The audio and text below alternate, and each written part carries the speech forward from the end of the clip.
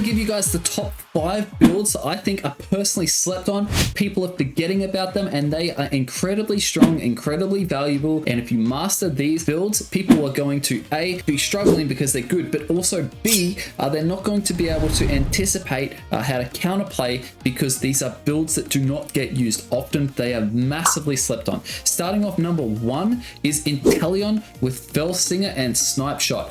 This Pokemon has fallen off since its latest nerf that it got. However, Snipe Shot didn't really get touched much. I know the special attack got hit a little bit, so this is the build I would be using. I take it to bottom lane. It's still got fantastic secure with the water gun, so it's an S tier laning phase Pokemon in this bottom lane.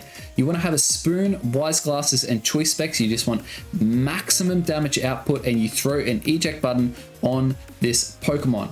Now with Inteleon, understand your power spikes. So for example, level 9, you get that crit rate and it doesn't necessarily go much higher. At level 11, you get that cooldown reduction and it doesn't necessarily go much higher. And understand how much your special attack goes up from level 11 to level 12, to level 13, to level 14, to level 15. So if you can get level 14 by the Rayquaza fight, that special attack is absolutely massive. Not only that, when you fire up that Unite move, your basic attack speed is a lot higher, right? It's a lot higher. And if we have a look at how this Pokemon is performing on Unite API, unfortunately, this has still got a week's prior. It says updated, but unfortunately, this is not quite updated for the latest week. But you can see how strong this build is. It's still got a 51.5% win rate, and you can amplify this if you use this with an eject button. It's not an easy build to get the hang of, but if you are decent enough with Inteleon and you've forgotten about it, it's the Pokemon you should be taking into the bottom lane. The next build I want to have a look at is Blissey. Blissey is a supporter that's being forgotten about because Clefable is just taking the reins, all right? Same as Hooper. Clefable and Hooper are 2 Pokemon. However, Blissey is incredibly good with the Unite move. It has got good mobility, and I would be personally using this with the Soft Boiled and the Egg Bomb moveset, right? This is a moveset that I think is very, very slept on. Now, I know a lot of people don't like playing support, but this is a supporter that a lot of people have forgotten exists, and I think Blissey is still very, very strong pick. EXP share, Resonant Guard, and Buddy Barrier are going to be providing a team with a lot of value. Throw it in X speed so you can keep up with your team. Now, when you're using Blissey, again, you've got to be mindful of what your key stats are. You get some initial cooldown reduction at level 5. So level 5 is your nice power spike. You evolve level 4, so that's an immediate power spike for you. And you've also got level 9. You've got some cooldown reduction there. Now, you are very, very tanky on the HP side, all right? You get a lot of HP. Generally, you want to try and get to level 12 by that Ray, because you can see the defense is, honestly, that's pretty garbage. Same as the special. Oh, I mean, it's thicker on the special defense side. So just be mindful of your matchup. If you're getting hit by a physical attacker, for example, that's your Metagrosses, that's your Tyrannitars, right? These physical hitters. You want to be very, very careful about taking the hits with Blissey, but you've at least got the HP as a supporter to take some of these hits. And if we have a look at how this build has been performing, it's got 52.2% win rate. With that X speed, you can amplify it slightly more. Guys, Egg Bomb Soft Boiled is the moveset that I personally think is getting slept on quite a bit in Pokemon Unite. So the next Pokemon on our list is Chandelure. I would be using this Pokemon with a Spoon, a Curse Incense, and a Wise Glasses. The moveset I'll be running is Overheat and Imprison. Guys, I've just recently done a guide on how to use Chandelure, so if you're unsure how to use this Pokemon, definitely check out that guide. You're going to learn a lot. You've got to be very careful with Chandelure because he has 2 skills. One does damage and one provides, I guess, a bit of support for your team, and also casting your skills and doing some good stuff there. So the downside with this character is low mobility. It doesn't have a skill that provides you any additional mobility. So I would recommend using an eject button or an X speed. I'm a bit of a sucker for X speed. However, I know that the eject button does give me a higher win rate. Now, when we consider the stats with Chandelure, you get 2 evolutions, level 5 and level 7. Have a look at the power spike from level 4 to level 5. So it's very, very important to try and hit that in your lane as soon as possible. And level 6 at 199 to 328. Level 7, that is a huge jump. But the biggest, most valuable jump is this cooldown reduction at level 13. It's 25%, which is huge. If you get that in coordination with the blue buff, you're going to be doing some phenomenal things with this, with Chandelure. Both of these builds, Flamethrower, Poltergeist, and Overheat and Prison, are performing very well. You know, it seems the eject button is definitely the item that amplifies this win rate. But as you can see, both builds are, you know, pushing on 51%.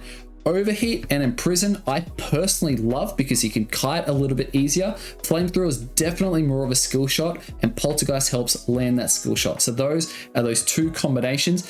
Guys, massively slept on Pokemon. The fourth Pokemon is Dodrio, in particular, Try Attack and Jump Kick. And this is a Pokemon that does not, in my opinion, get enough credit. He has recently been nerfed, but he's still incredibly strong. Attack weight, Razor Claw, and either Floatstone or Charging Charm, and you must run a full heal. And if we have a look at the stats of Dodrio, you get that extra crit rate at level 9, which is nice. You also get some initial crit rate at level 5, which is very good, but have a look at the attack increase from level 12 to level 13 to level 14, right? And then to level 15. So ideally you're pushing on for level 14 late game. It's, you know, you need to be doing that to kind of get those combos off. You don't get any additional cooldown reduction, which is totally fine, but you need to make sure you're using this Pokemon with a blue buff late game. I think is pretty good. And if we have a look on Unite API, Dodrio is consistently performing pretty well. And this moveset, right? Try Attack and Jump Kick, it's always quite high. It's got a low pick rate. You've got to run it with a full heal. I know a potion here seems to have massive win rate, but that's just maybe because it's got quite a low pick rate. So the people who are playing that are just absolutely gun at the game. Or maybe it's just people who are spamming bots or quick games. I'm not necessarily sure. But Try Attack and Jump Kick, massively underrated, consistently above 55% win rate. Week in, week out, track it, watch it. There's the combos you can use. Latano used this amazingly in the LG tournament. So yeah, Pokemon I think is massively underrated. And the last build is Mr Mime. Take this Pokemon to the bottom lane, and in particular Confusion and Barrier. Right, use it with EXP Share, Resonant Guard, and Spoon. This Pokemon does have high skill cap.